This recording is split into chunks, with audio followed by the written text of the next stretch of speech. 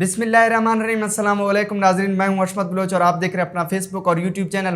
ناظرین، آج پاکستان تحریک انصاف کے کارکنان کے لیے، عمران خان کے لیے انتہائی اہم دن ہے۔ پاکستان تحریک انصاف کے کارکنان جو ملک بھر سے روانہ ہوئے تھے وہ اس وقت راولپنڈی پہنچ گئے ہیں۔ عمران خان کے مطابق آج راولپنڈی میں تاریخی پاور شو ہوگا، عوامی ریفرینڈم ہوگا، لاکھوں کا مجمع ہوگا۔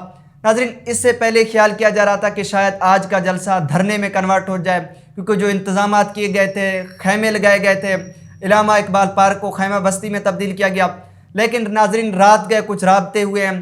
راولپنڈی میں جو طاقتور لوگ موجود ہیں، جو مقتدر حلقے ہیں، انہوں نے عمران خان کے ساتھ رابطے کیے ہیں، پی ٹی آئی لیڈرشپ کے ساتھ رابطے کیے ہیں۔ اب کچھ یقین دہانی کے بعد اس وقت کچھ ذرائع بتا رہے ہیں کہ آج شاید عمران خان اس جلسے کو دھرنے میں کنورٹ نہ کریں۔ عمران خان صرف خطاب کریں اور اس کے بعد تمام کارکنان کو حکم دیں کہ آپ اپنے گھروں کو چلے جائیں، اور عمران خان خود بھی اس جلسے کو ختم کر کے اپنے گھر کو چلے جائیں گے۔ لیکن ناظرین، اب معاملات کہاں طے پے ہیں؟ میں نے پہلے بھی ذکر کیا کہ جو مقتدر حلقے اس وقت راولپنڈی میں موجود ہیں، عمران خان اس سے پہلے army chief general Qamar Javed Bajwa سے کافی نالاں ہیں۔ ان کے مطابق تحریک عدم اعتماد میں، امپورٹڈ حکومت کو لانے میں اسٹیبلشمنٹ کا کافی زیادہ ہے۔ اب نئے آرمی چیف آئے ہیں، عاصم منیر صاحب۔ عمران خان ان سے توقع رکھ رہے ہیں کہ وہ شاید نیوٹرل رہیں، مداخلت نہ کریں، کیونکہ یہ ایک سیاسی جنگ ہے، اس میں اسٹیبلشمنٹ کا کوئی رول نہ ہو۔ تو اس لیے عمران خان ہو سکتا ہے کہ آج اسٹیبلشمنٹ کو اور نئے آنے والے آرمی چیف کو تھوڑا موقع دیں اور اس کے بعد مزید جو لاہے عمل ہے اس کا اعلان کریں۔ آج کے خطاب میں عمران خان کیا کچھ کہہ سکتے ہیں؟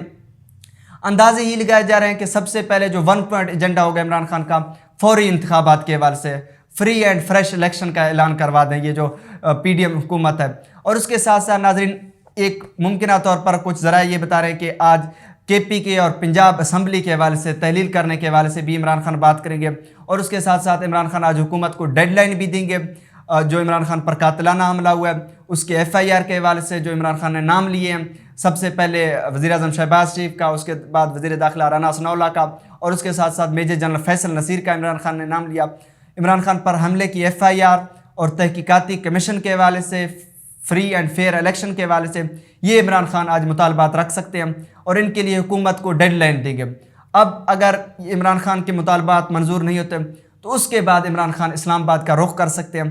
لیکن آج یہ نہیں کہا جا سکتا کہ آج عمران خان بیٹھ جائیں گے یا عمران خان مزید لاہے عمل کا اعلان کر سکتے ہیں خطاب میں، جو عمران خان کہہ رہے ہیں کہ ہم سرپرائز دیں گے۔ لیکن آج اب یہ لگ رہا ہے کہ رات کے رابطوں کے بعد عمران خان اس جلسے کو دھرنے میں شاید کنورٹ نہ کریں، اسٹیبلشمنٹ کو تھوڑا ٹائم دیں، نئے آنے والے آرمی چیف کو تھوڑا سا میرے خیال میں ٹائم دے دیں گے تاکہ اندازہ ہو جائے۔ اس سے پہلے چونکہ عمران خان کے جو حالات خراب ہوئے تھے وہ تو army chief general Qamar Javed Bajwa کے ساتھ ہوئے تھے۔ اس کے بعد اب نئے آرمی چیف آئے ہیں، اب نئی کمان ہے، وہ کیا رخ اختیار کرتے ہیں، نیوٹرل رہتے ہیں یا کسی پارٹی کا ساتھ دیتے ہیں، اس کے لیے ابھی تک کچھ کہا نہیں جا سکتا۔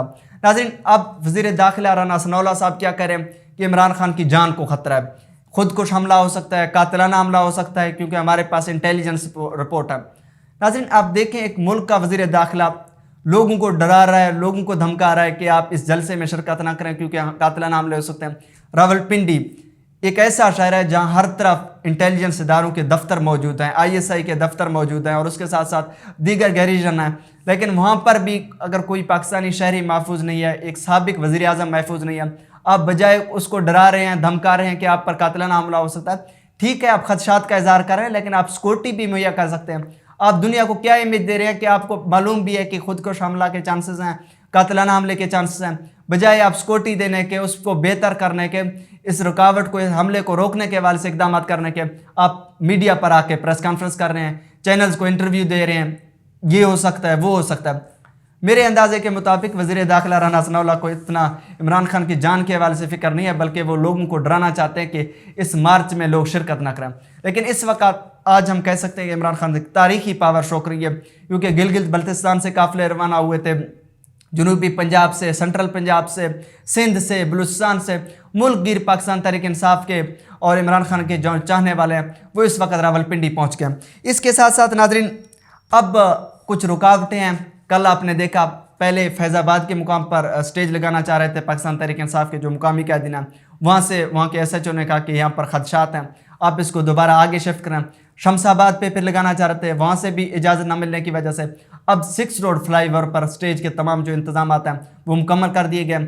6 रोड फ्लाईओवर पर इमरान खान कौम से खिताब करेंगे, जो कारकुनान आएंगे, जाहिर सी बात है मरी रोड है, आगे जितने भी स्टाफ हैं, चांदनी चौक, रहमानाबाद और उसके साथ साथ कमेटी चौक तक, अब देखना ये है कि कितने लोग आते हैं। लाखों का मजमा होगा। रावलपिंडी और इस्लामाबाद के लोग निकलते हैं या नहीं निकलते हैं। असल तो रोल रावलपिंडी और इस्लामाबाद के जो मुकामी लोग अगर निकलते हैं इस हकीकी आज़ादी मार्च में, इस जलसे के लिए, तो इमरान खान हुकूमत को टफ़ टाइम भी दे सकते हैं और नए आने वाले आर्मी चीफ को एक पैगाम भी दे सकते हैं कि देखें लोग मेरे साथ मौजूद हैं। ये एक अवामी रेफरेंडम है। जिन लोगों को यहाँ पर मुसल्लत किया गया, बहाना ये बनाया गया कि माशी सूरत हाल ख़राब है, लेकिन जब से नाज़रीन शहबाज शरीफ साहब आए हैं, महंगाई अरूज पर है, बेरोज़गारी में इजाफा हुआ, जराइम में इजाफा हुआ, मुल्क की मईशत का बेड़ा गर्क हुआ। जो लोग बेहतर करने आए थे उनसे भी कुछ नहीं पाया। जिन वजूहात की वजह से इमरान खान को हुकूमत से बाहर किया गया, उनके MP MNAs तोड़े गए, उनको दीगर पार्टियों में शिफ्ट किया गया, उनको ख़रीदा गया, लेकिन फिर भी अब देखें इस वक्त इमरान खान जब से तहरीक दम एतमाद के बाद मुल्क भर निकले थे, जलसे किए थे, जुलूस किए थे, इमरान खान ने लॉन्ग मार्च का ऐलान किया, लाहौर से निकले थे। बदकिस्मती से फिर वज़ीराबाद के मुकाम पर इमरान खान पर कातिलाना हमला हुआ। उसके बाद इस लॉन्ग मार्च को PTA की दीगर लीडरशिप, शाह महमूद कुरैशी, असद उमर लीड करते हुए रवात तक पहुँचे। फिर इमरान खान ने हुकूमत को 6 दिन का एक वक्त दे सकते हैं। 26 नवंबर को आज इमरान खान फिर आप इमरान खान को अवाम के दरमियान देखेंगे। कातिलाना हमले के बाद पहली बार इमरान खान कौम के सामने खड़े होकर खिताब भी करेंगे। अब इमरान खान के पास मौक़िफ़ काफ़ी ज़्यादा मजबूत है। तहरीक दम एतमाद के बाद नाज़रीन आप देखें अरशद शरीफ जैसे सहाफ़ी को, एक तहकीकाती सहाफ़ी को, जो निडर बेबाक, जिसको कभी कोई भी ख़रीद नहीं सकता था, उसको बेईमाना तरीके से कत्ल किया गया।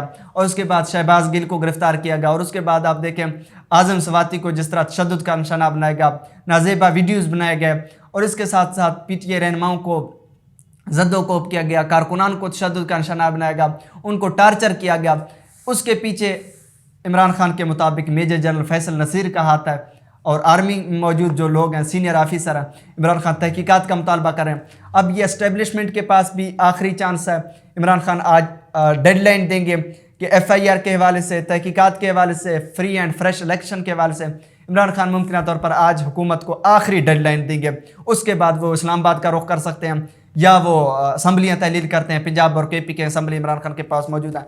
क्या करते हैं इसके लिए हम थोड़ा सा चंद ही घंटों का इंतज़ार करते हैं। इमरान खान जो आइंदा का लाहेमल देंगे वो हम देखेंगे कि इमरान खान आने वाले दिनों के हवाले से क्या प्लान करते हैं। इसके लिए हम नाज़रीन थोड़ा सा इंतज़ार करते हैं। फ़िल वक्त इजाज़त दीजिए। अल्लाह निगहबान।